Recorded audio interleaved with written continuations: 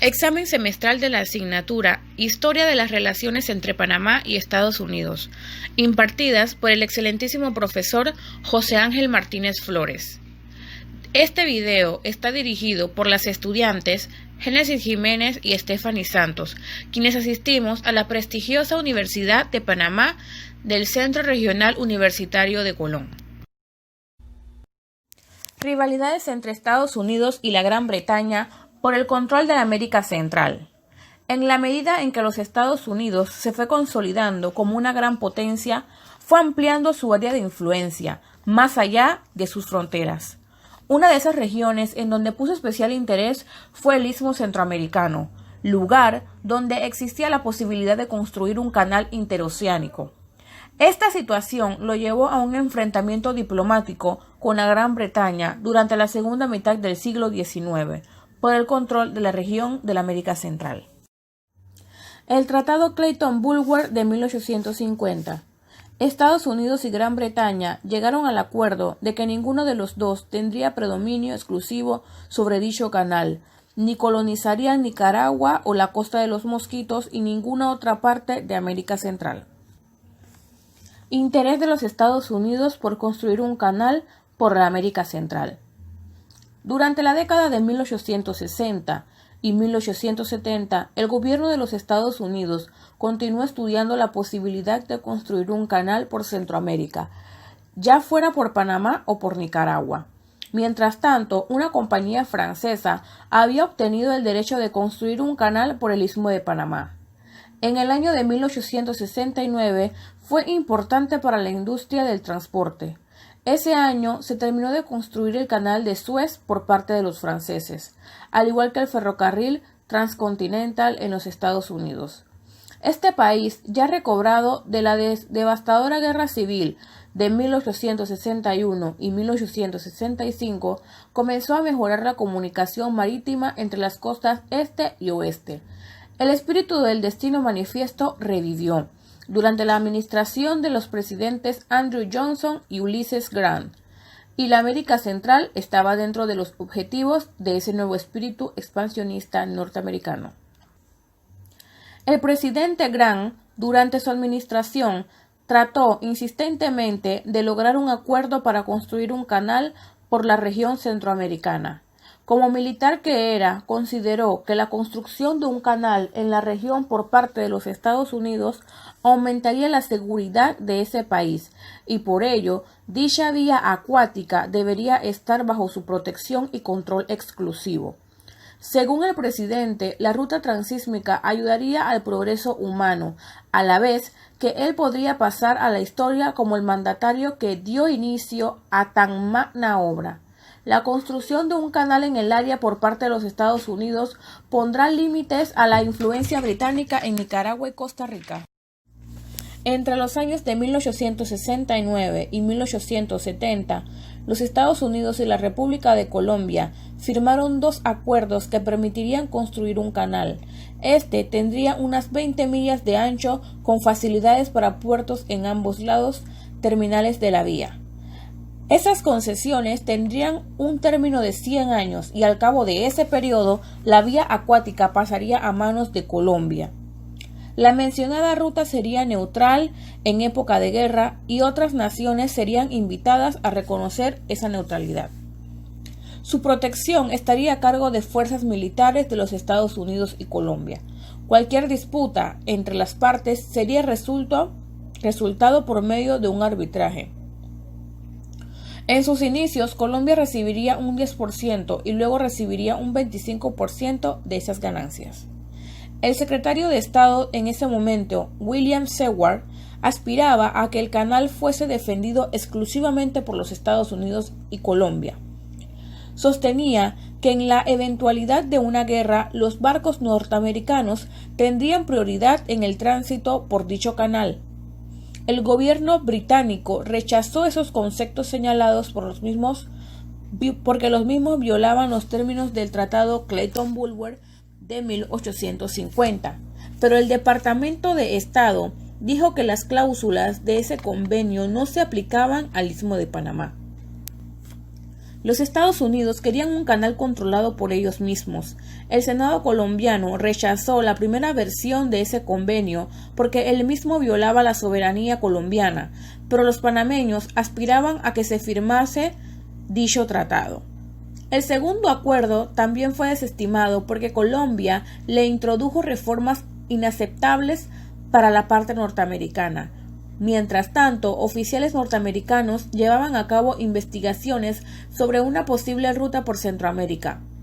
En 1875 se hicieron estudios por Nicaragua, pero se decía que ese canal debía ser neutral, a pesar del deseo del presidente Grant de construir una vía acuática bajo el control exclusivo de los Estados Unidos. Uno de los principales inconvenientes que había en la ruta por Nicaragua era la disputa de límites que en ese momento existía en Costa Rica, entre Costa Rica y Nicaragua, sobre las riberas del río San Juan, lugar por donde debería pasar el proyectado canal. El secretario de Estado del presidente Grant, Hamilton Fish, inició conversaciones con ambos países para lograr concesiones en la mencionada zona. Esos diálogos tuvieron lugar durante los años 1876 y 1877, pero se suspendieron al final el periodo presidencial de Grant, pero los Estados Unidos mantuvo su interés en un canal por Nicaragua por mucho tiempo. El canal francés y la reacción de los Estados Unidos. Un grupo de franceses dirigido por Ferdinand de Lesseps, quien dirigió los trabajadores para la construcción del canal de Suez durante la década de 1860, dio inicio a una campaña para construir un canal a nivel del mar por el Istmo de Panamá, tal como lo era el de Suez en Egipto.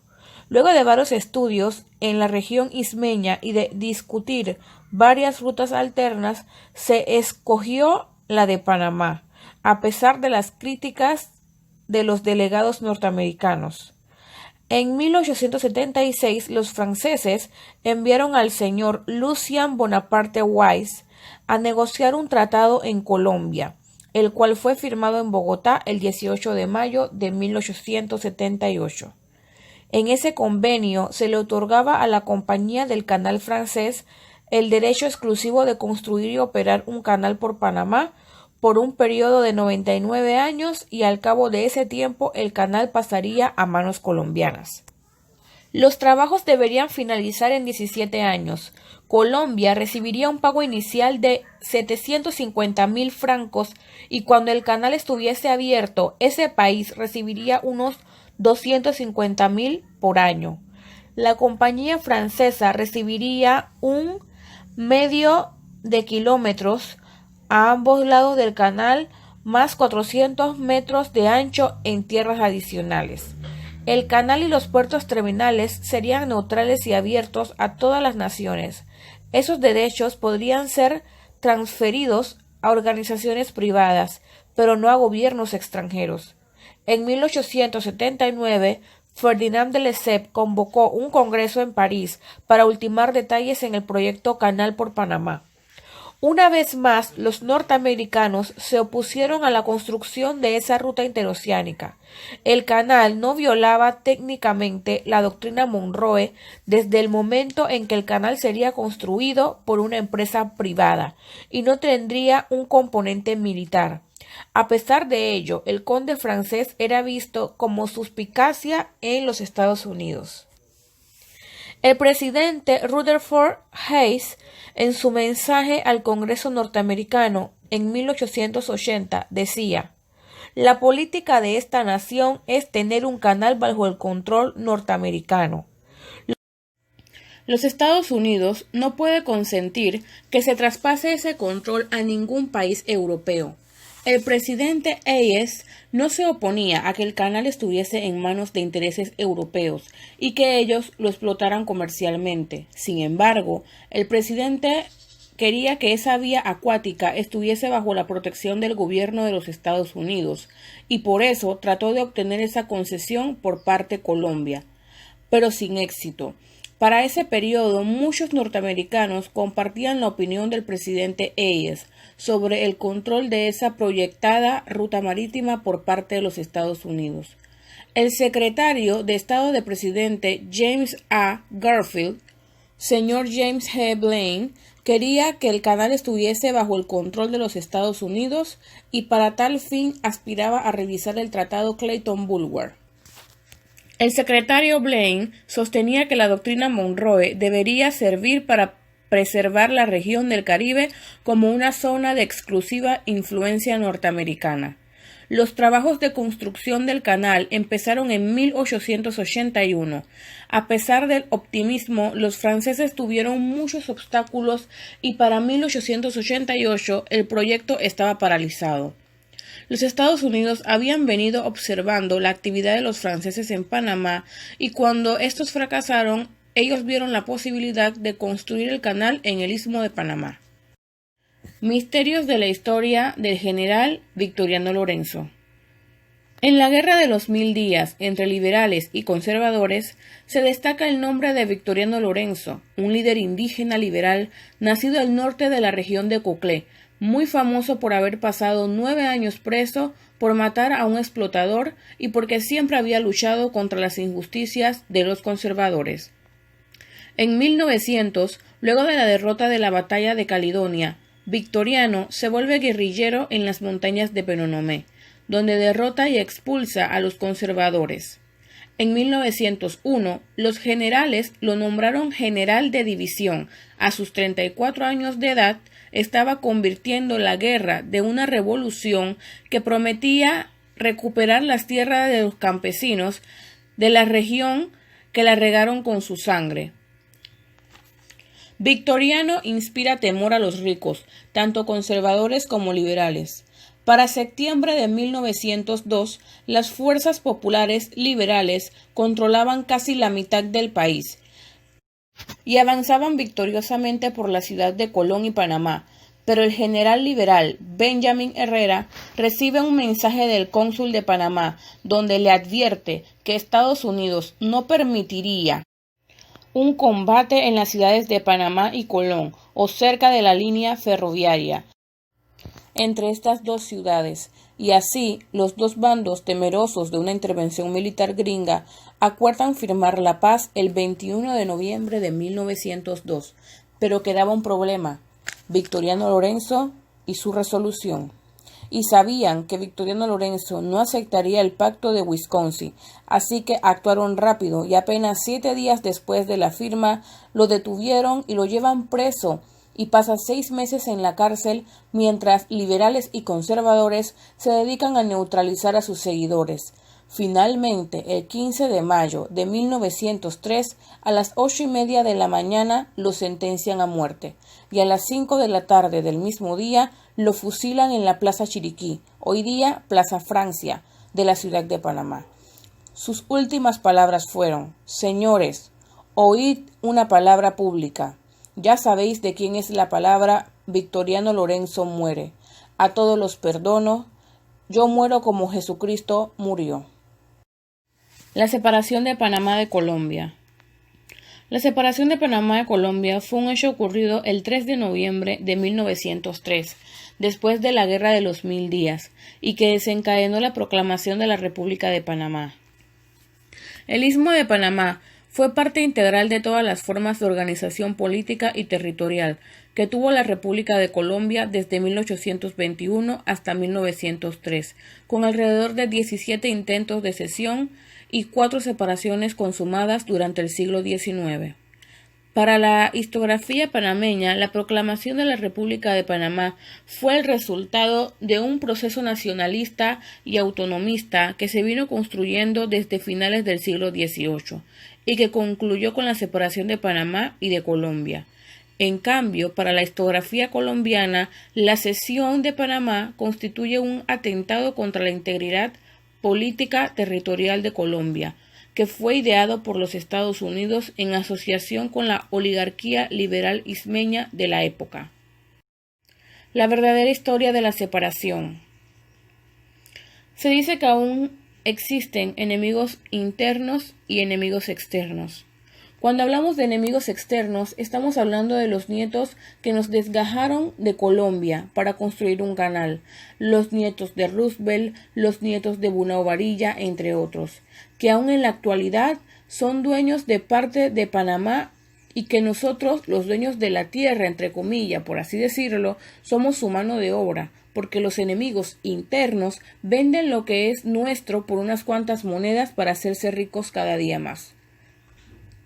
El Senado colombiano no se imaginaba que el gobierno de los Estados Unidos seguiría en pie con respecto a la construcción de un canal a través de Panamá, con o sin ellos. Pero, ¿por qué ayudaría a toda costa Estados Unidos a Panamá a separarse de Colombia?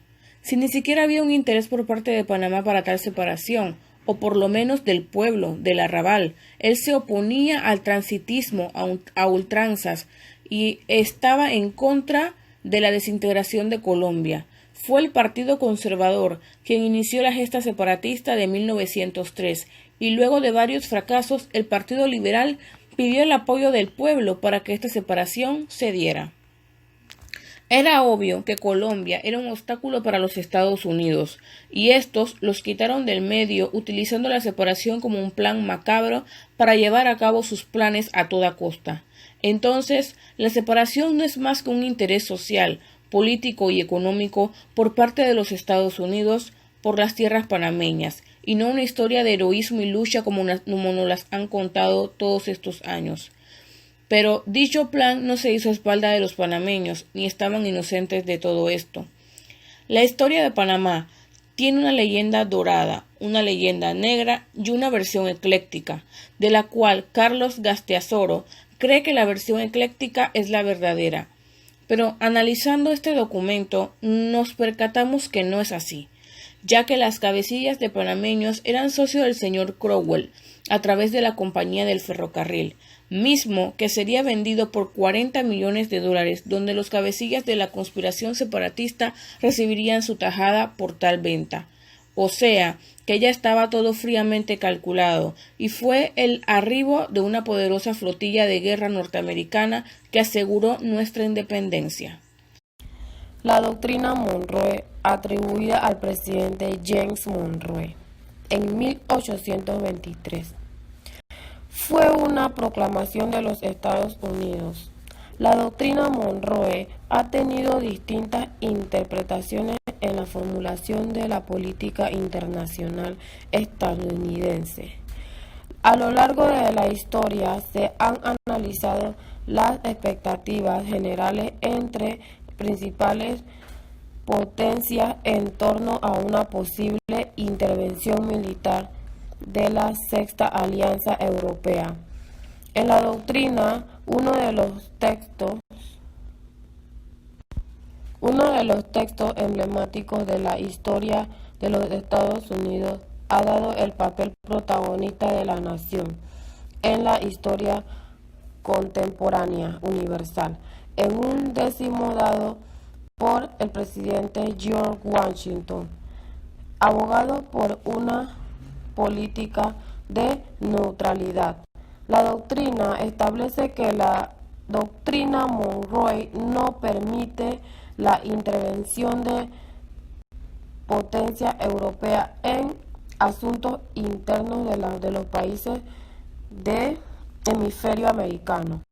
La consecuencia más importante fue la creación de teoría de dos énfasis americanos para América. Allí se habla de la doctrina Monroe. El destino manifiesto. El origen del destino manifiesto. Los principales que se consideraron la doctrina manifiesto en el siglo XIX se arraigaron en la mentalidad de los norteamericanos durante la fundación de las colonias de la Iglesia norteamericana. En el siglo XVII, su esencia era la religiosa. Las colonias inglesas se desarrollaron en estricto apoyo a la ley moral, con el convencimiento en que los nuevos mundos eran de la tierra prometida, donde cumplirían la nación encomendada por Dios.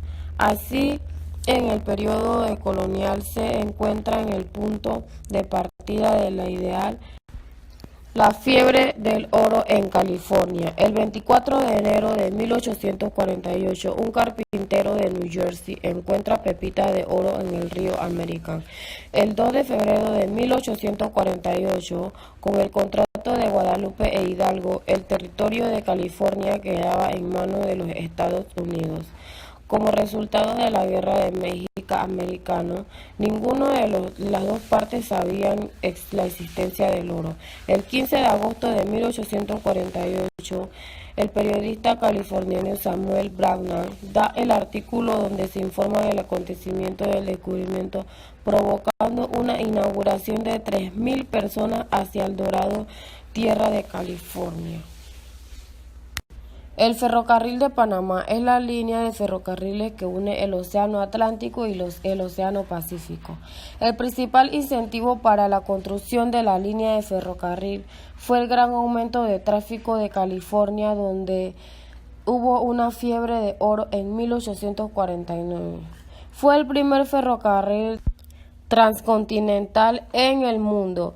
La construcción costó $8 millones, presentó el resto de ingeniero, considerable desde la cruzada de montañas y aventurarse en pantanos.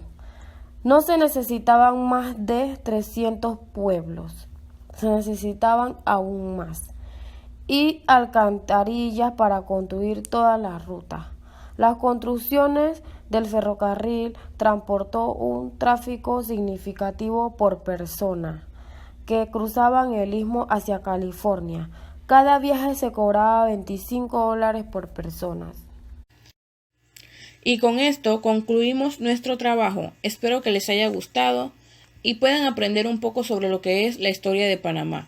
Y recuerden, el que no conoce su historia está condenado a repetirla. Muchas gracias.